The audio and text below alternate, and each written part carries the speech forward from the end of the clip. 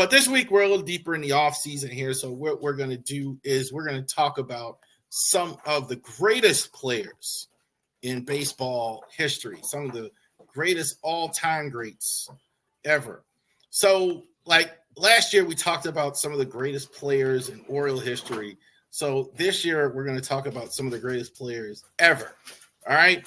Now I think the Hall of Fame is kind of silly right now, but because they're leaving so many great players out. Barry Bonds not in the Hall of Fame. Pete Rose not in the Hall of Fame. Roger Clemens not in the Hall of Fame. A-Rod not in the Hall of Fame, etc. So let's talk about this a little bit. So we're going to go back and who are put me in cold. I'm ready to play.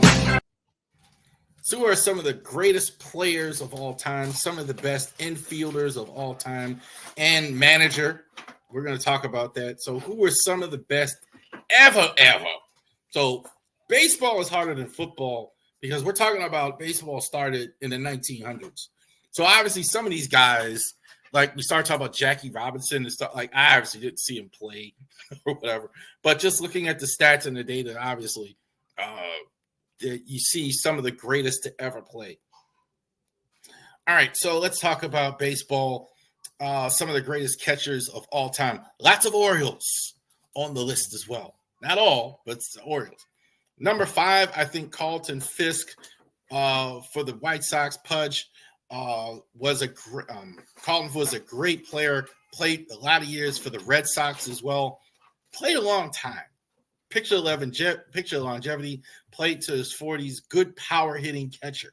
Getting power hitting catchers is not something that happens a lot. He was good defensively, certainly in his prime, but really played a long time. Was a staple of the position in the 70s and 80s. So I definitely think Carlton is number 5. Mike Piazza, the Italian. I think not much defensively, but a great offensive player. I think if you didn't have the defense, I think he'd be higher than this. But he wasn't good defensively, but he was terrific offensively. Consistently the best Mets offensive player at the catcher position for many years. Hit about 30 home runs on average for many years. I thought he was fantastic. Mike Piazza, I have him at 4. Yogi Berra, 3. He was a great manager as well. I think definitely he almost made the manager's list. But Yogi Berra, I think the reason why they made him a manager because he was one of the greatest catchers of all time. The era of Yankees when he's played was so dominant. The Yankees of the 50s and the 60s, Mickey Mantle, Joe DiMaggio, etc. And Yogi Berra was the catcher for that. I definitely have him at 3. Pudge Rodriguez, Ivan Rodriguez. I think this guy was the complete package as catcher. He didn't have massive power numbers all the time. But I think like defensively, Pudge, just to watch him throw runners out was just fantastic. Just to watch him. Most guys, you have to stand up behind the plate and throw it. Pudge would consistently be on his knees and throw a guy out. So Pudge, I think, was fantastic, but he wasn't better than, I think, one of my inspirations for baseball in general, Johnny Bench, Cincinnati Reds. Every Saturday, there was a little 6-year-old kid in Ricerstown watching the baseball bunch, the Johnny Bench's baseball bunch, teaching little kids how to play. He helped teach me how to play. So Johnny Bench. And not just because of that, I think the Big Red Machine was one of the greatest dynasties, and Bench, I think, was an outstanding defensive catcher as well, as long as with his offense. So as well. First base, let's go. Jim Thome. Thome, I think, is one of the most underrated players of all time. I think Thome, I think, was so dominant for many years with so many teams. Played well. I think of him more as an Indians player, but he played with the White Sox, played with the Phillies. Instant 30 and 100. I think like he was a guy, though, playing on teams with Manny Ramirez and others. So he kind of got overlooked, not as outgoing. But you look at the numbers, and Thome really was a killer. Mark McGwire, I think, is one of the greatest home run hitters of all time. Him and Jose Canseco in their prime were just unbelievable. 49 home runs as a rookie, had a 70 home run season. I don't know what he was on. I don't know. Some people might debate it. but McGwire was just a thunder. Some guys just have massive power. Mark McGwire had massive power. Pete Rose, I think, is the greatest contact hitter, I think, in the history of the MLB. Probably can put him at first base. Pete Rose was a hit machine. 41-91 as far as hits, the most hits ever in Major League history. Great Pete Rose. I think there was never a better hitter than Pete Rose as far as contact. No such thing. Not Wade Boggs, not anyone. I mean, he was fantastic. Bat the ball. There wasn't anybody. The Iron Horse, Lou Gehrig. Cal Ripken's record of the greatest Iron Man of all time broke by Lou Gehrig. Gehrig was on those dominant Yankee teams in the early 50s and 60s, etc. Played with had Babe Ruth hitting behind him, right? Had outperformed Babe Ruth, a great offensive player. Lou Gehrig, I think a lot of people would have him won, but Pujols was on another planet. Pujols, I think, was the greatest hitter, I think, in the modern day as far as first base. One of the best ones I ever saw. Pujols, I think, for about 16, 17 years was great. Even in the later years where people were complaining about his production, he was still getting 20-plus home runs a year, even in his 40s. So that's how good Albert Pujols was. Second base, Jeff Kent, I think, was one of the most underrated players to ever play. Outstanding power hitter. Jeff Kent was great offensive player. I think his offense is so underrated. Not a great defender. He almost looked too big for second base at times, even though he wasn't. He was a decent defender, but he always looked like he could have been playing a right field or whatever, but he played a lot of his career at second base. I think definitely top 5 of all time on offense. A former Oriole, but I have him as a Blue Jay, Robbie Alomar. Alomar, I think, was a fantastic defender. I think that Alomar, I thought the range he showed defensively was terrific. Good offensive player as well. Not massive power like McGwire or anything like that, but definitely a guy who would hit 300 consistently, hit 20-plus home runs, definitely for years. The first guy you thought about a good offensive second baseman was Robbie Alomar. The late Eddie Collins for those great White Sox teams. The White Sox were good back in the early century for a while. Like, a lot of people don't realize they kind of lost with the Yankee dominance. But Eddie Collins, you look at the stats right there, got to definitely put him right there. Number 2, you look at the stats, he's one of the better offensive stat-wise, you can put him even higher. But definitely I can't put him higher than Joe Morgan. Joe Morgan was a great Sunday night announcer. Loved listening to Joe Morgan. Joe Morgan was the standard for so many years. I put a guy on a list like this when you're the best player for so many years. Joe Morgan was definitely that. Definitely for those Reds teams. You talk about Johnny Bench, Joe Morgan, Pete Rose, that great Red machine. Absolutely one of the greatest players of all time. But definitely Roger Hornsby. Definitely. Look, trading the baseball cards, it's worth a lot.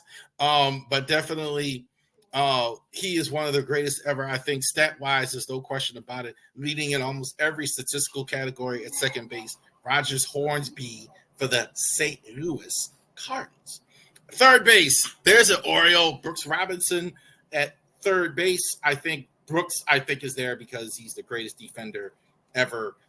More gold gloves than anybody, 16 gold gloves, 20-plus years as an Oriole, hit 20 home runs, I think 5-6 times.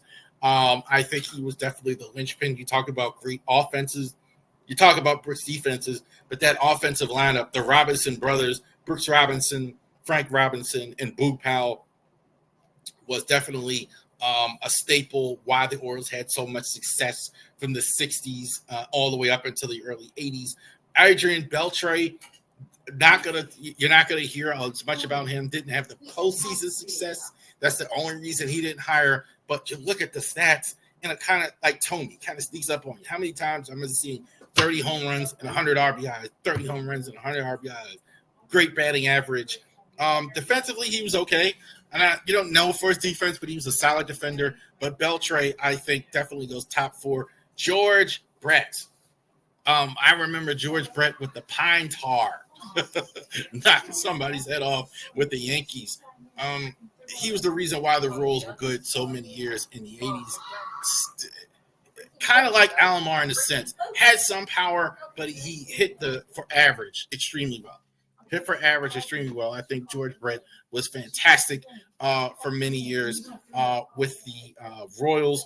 Chipper Jones, I think, I almost put him one, but I had him at 2. Chipper Jones, I think, was the engine for the Braves run in the 90s and 2000s. You could call it the closest thing to a dynasty that they ever had. The constant was Chipper Jones that they had. Excellent at third base all those years. Definitely hit from massive power as well, but not as good as Michael Jack Schmidt for the Phillies. Phillies, I don't think there's ever a tougher place to play in the world than Philly. And you hardly ever say anything bad about Mike Schmidt. Mike Schmidt was, for Philly standards at least, Mike Schmidt, I think, was the greatest third baseman of all time. Hit for tremendous power, dominant as well. I don't think it's close. Mike Schmidt was tremendous there as well. 2 more. Shortstop, the Wizard of Oz, Ozzie Smith. At 5, yes, he's here for defense. I don't think it's close. I don't think not only is he the best defensive shortstop of all time, I can't think of a better defensive player maybe at any position than Ozzie Smith ever was. I mean, just hand him the Gold Glove before the season even starts. He would flip out on the field every season. Tremendous athlete, tremendous speed. I think Ozzie, was one of the greatest players defensively I ever saw. Good offensive player. I thought he's not in the Hall of Fame he's in the Hall of Fame because of defense, but he was a good leadoff hitter and is trying great speed. Got a lot of steals. I thought Ozzie was there. I hate putting Derek Jeter here because I just couldn't. It's like me putting Heinz Ward. But Derek Jeter, I think there may never have been a better player in the playoffs than Derek Jeter. I think the reason why the Yankees had so much success, I don't think always he stuck out in the regular season as much. To me, didn't he? Played in era Nomar Garcia-Pera, A-Rod was at short, etc. Not as much, but Derek Jeter in the playoffs, I don't think it's inarguable. He was an excellent he was an excellent playoff hitter, excellent in those situations. A-Rod, I think, is 3 at shortstop. He much better in terms of stats during the regular season, hit a lot more home runs, had a much better average, etc. But not the playoff success, not as good in the playoffs. I think that's the only thing that keeps him higher. I have him below the Iron Man, Cal Ripken, the greatest, the most consecutive games played ever in the history of the major leagues. I don't think Cal Ripken, you're never going to see that record. Iron Man, Cal Ripken, that's superhuman. There's no such thing as a Cal Ripken. 2080, book it every season. I think Cal was as good of a player as we ever saw. Honus Wagner, probably the most famous baseball card of all time. His baseball card sold for, I think, $5 million. That's because he was one of the greatest, one of the precursors to the old MLB. All the stats are off the charts for the Pirates as well. Obviously, I can't show video black and white. But he was I think he was one of the greatest players I think we ever saw as well. Do I have There you go. All right. So let's go ahead and get that squared away. I thought I had managers. I think it's there. So we'll do that one next week, though, and get that squared away. But thank you